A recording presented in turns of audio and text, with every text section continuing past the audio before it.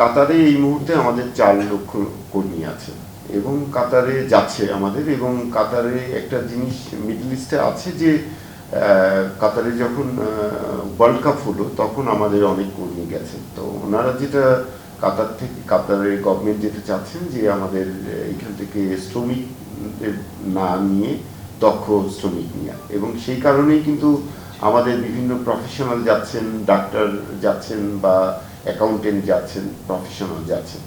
তো আমরা আমাদের সাথে কাতারের 1988 সালে একটা এগ্রিমেন্ট আছে এবং ম্যান পাওয়ার এমপ্লয়মেন্ট নিয়ে এগ্রিমেন্ট আছে। এর সাথে আমরা এমইউটা করছি কারণ হচ্ছে যে আমাদের যে এমপ্লয়মেন্ট এগ্রিমেন্টটা আছে সেটাকে সাপ্লিমেন্ট করা, এবং আমাদের যে কাতারের বেস যে আমাদের কর্মীদের সমস্যা। লেমন ব্রাইটের এক্সট্রিম ব্রাইট ফর্মুলা বাসন কোষণকে দেয় নতুনের মতো ঝকঝকে চেহারা। Lemon bright. এবং সেই মার্কেটটাকে আমরা কিভাবে আরো বৃদ্ধি করতে পারি সেই নিয়ে আমরা দুইটা পক্ষ যেন বসে একটা প্ল্যান ওয়ার্কআউট করতে পারি, সেই কারণেই আমরা এমইউটা করছি। এবং এই এমইউটা দুই দেশের মধ্যে ইনফরমেশন শেয়ারিংটা করা, যে আমাদের কর্মীদের কী সমস্যা আছে।